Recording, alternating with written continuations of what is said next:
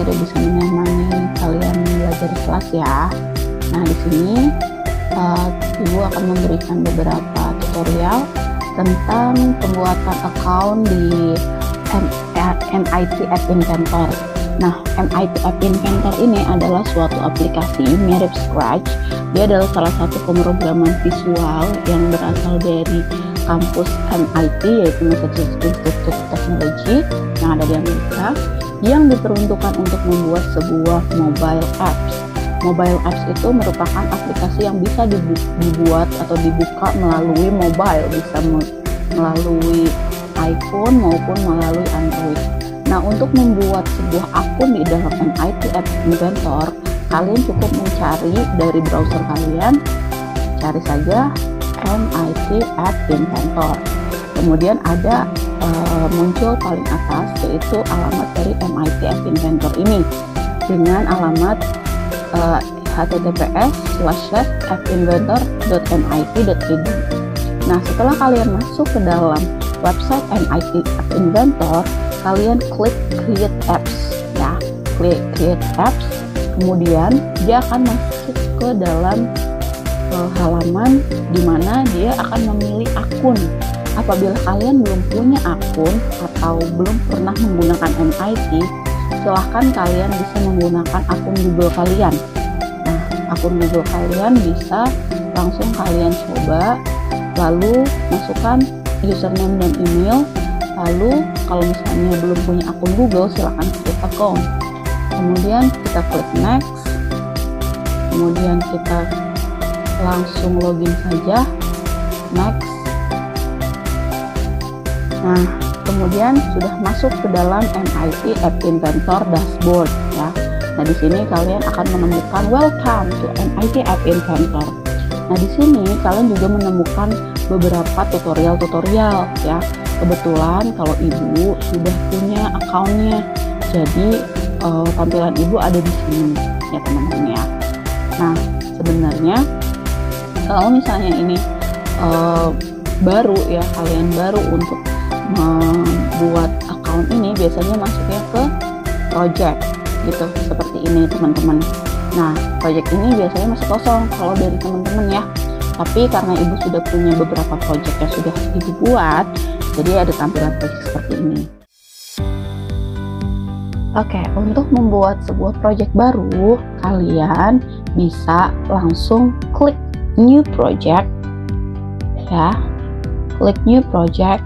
Lalu kalian ketikkan project name kalian, misalnya project 1 tanpa spasi ya, nama kalian misalnya Fitri, dan kelas kalian 8 apa gitu ya, 8C contohnya. Nah, toolkitnya karena kalian adalah beginner atau pemula, kalian bisa klik beginner. Kemudian untuk temanya bisa menggunakan device default. Nanti kalau kalian udah bisa kalian ganti-ganti ya. Lalu klik OK. Nah, lalu ketika sudah dibuat, masuklah ke halaman utama nih ya. Ini adalah tampilan utama dari MIT App Inventor. Karena dari awal Ibu sudah membuat pernyataan bahwa MIT itu adalah pembuatan aplikasi Android maupun iPhone. Di sini ada beberapa bagian ya teman-teman. Di sini ada menu utama, ada project, connect, build, setting, dan help. Nah, di project ini untuk pembuatan project, kemudian penyimpanan project, dan lain-lain. Kalau connect, ini untuk menghubungkan antara MIT App Inventor di laptop maupun handphone. Jadi untuk runningnya ada di handphone ya teman-teman. Jadi siapkan AI Companion simulator atau emulator kalau mau di laptop. Kemudian ada build ya, buildnya kalau misalnya kita udah selesai bikin aplikasinya, kalian bisa build.apk. Kemudian ini ada setting ya, kemudian ada help. Nah, di sini juga di tombol hijau ini ada sub menu. Nah, di sini ada beberapa screen. Nanti kan kalian kalau bikin aplikasi kan nggak mungkin satu menu kan, jadi ada beberapa menu. Nah, ini nanti bisa nambah screennya di sini kalau udah ada tambahan screen. Nah, untuk menambahkan screen kalian tinggal klik add screen. Kalau mau menghapus tinggal remove screen. Kemudian di sini ada project properties sama publish to gallery. Nah, sebelah sini ada palette ya. Palette itu untuk komponen-komponen yang bisa kita masukkan ke dalam layar handphone kita. Nah, di sini ada user interface, ada layout, ada media, ada drawing and animation, ada sensor, dan ada extension. Nah, yang lain mungkin nanti kita bahas di pertemuan selanjutnya. Nah, hari ini kita mau bahas user interface nih, teman-teman. Jadi, untuk user interface itu ada button ya, untuk tombol kemana saja kalian mau menghubungkan tombol ini, mau berupa tindakan, action, atau berupa link, dan lain-lain. Di sini ada checkbox. Checkbox itu seperti pemilihan gitu ya. Misalnya jenis kelamin, saya perempuan dan laki-laki. Kalau kalian perempuan berarti checklist yang perempuan. Kalau laki-laki ya checklist yang laki-laki gitu ya. Kemudian ada image ya. Image ini untuk menaruh gambar. Kemudian dia ada label. Label itu untuk tulisan. Slider itu untuk transisi. Kemudian text box adalah tulisan untuk isian dari kontennya. Kalau label tadi untuk judulnya gitu ya, teman-teman. Nah, di sini juga ada ukuran ya, ada font size, tablet, dan monitor size. Nah, di sini pakainya font size. Kalau tablet dia akan berubah. Nah, seperti ini. Kalau monitor juga beda. Nah, seperti ini ya, teman-teman ya. Jadi tergantung kalian mau bikin aplikasi apa. Nah, di sini juga ada versinya, ada Android, ada iOS. Ya, bebas kalian mau Android atau iOS. Nah, setelah itu ada all component. Jadi ketika kalian memasukkan user interface dari sini, nah, itu akan bertambah di komponennya. Ketika kalian menghapus interface dari sini misalnya dihapus, nah, dia juga akan hilang komponennya, gitu ya, teman-teman ya. Nah, terus sebelah sini ada properties.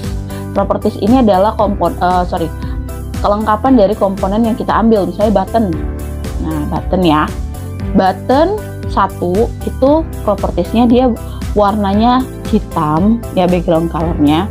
Terus fontnya nggak bold, italicnya nggak italic juga, font size-nya 14, font type-nya default, ini height-nya juga automatic. Nah, nanti kalian bisa ganti-ganti nih, teman-teman ya, di properties. Sama teksnya nih, misalnya teksnya kamu mau ganti pilih gitu ya, pilih atau submit, terserah kamu. Terus dia alignmentnya di mana? Di center, berarti tulisannya nanti di tengah. Nah, kemudian misalnya default colornya kita mau ganti warna pink. Nah, itu gantinya di sini ya, teman-teman ya, di properties gitu. Nah, terus ini ganggu banget deh, Bu, warnanya screen ini, tulisan screen ini kayaknya mengganggu gitu ya. Nah, kalian bisa hilangkan nih di sini di properties juga, show title invisible. Jadi hanya ada status bar aja, ada wifi, ada sinyal, ada baterai gitu kan, biasa standar di handphone gitu kan ya, teman-teman ya. Kemudian kalau misalnya kalian mau upload file berupa gambar juga bisa ya, teman-teman ya. Misalnya kalian mau ngupload beberapa gambar yang mau kalian masukkan. Misalnya contohnya ada ini, gambar background Monas misalnya contoh ya. Nah, seperti ini. Nah, ini nanti kalian bisa masukkan ke dalam komponen yang ada di dalam si komponen dalam layarnya misalnya. Tapi kita harus add dulu nih, kita mau masukin gambar di mana? Pakai image. Nah, image-nya bisa diperbesar nggak, Bu? Bisa ya. Bisa diklik nggak, Bu? Nanti image-nya boleh kan, kalian tinggal atur saja ya. Nah, di sini misalnya fill parent itu berarti seluruh ukuran si monitor tersebut. Terus misalnya ini juga fill parent ya, jadi segede monitornya. Lalu picture-nya yang tadi kita udah upload, klik yang Monas. Nah, seperti ini jadinya ya. Seperti itu ya, teman-teman ya. Kalian bisa bikin yang lebih bagus lagi ya. Oke, kemudian scale picture-nya juga bisa diatur ya. Nah, kalau mau fit ke, misalnya kayak mau bikin background gitu kan. Background kan seluruh halaman gitu kan. Bisa klik yang scale picture-nya ini. Gitu ya, teman-teman ya. Terus kalau label apa ya, Bu? Label itu adalah tulisan. Misalnya ini adalah, nah ini kita bisa ganti juga di properties ya. Pokoknya semua customize itu di properties ya. Misalnya gambar kayak Monumen Nasional Indonesia. Nah, di sini alignment-nya boleh center. Terus abis itu font size-nya boleh digedein 25 misalnya. Nah, terus terlalu besar. 15 saja. 20. Nah, terus fontnya mau bold boleh. Nah, kalau mau ditambahin background color silahkan. Kalau ini biasanya Ibu transparansi ya. Bu, tadi kan udah di udah di center, tapi kok masih di pinggir ya gitu kan. Iya, karena kita belum menggunakan layout ya. Nanti kalian bisa eksplorasi. Kemudian contoh text box. Text box itu bedanya apa ya Bu sama label? Nah, kalau text box itu bisa diketik sama usernya gitu. Jadi kayak inputan user. Nah, gitu aja teman-teman ya. Nanti kalian bisa eksplorasi untuk project ini dan tugasnya akan ada di dalam lembar kerja kalian. Terima kasih, semoga bisa ya. Semoga selamat mencoba. Assalamualaikum warahmatullahi wabarakatuh.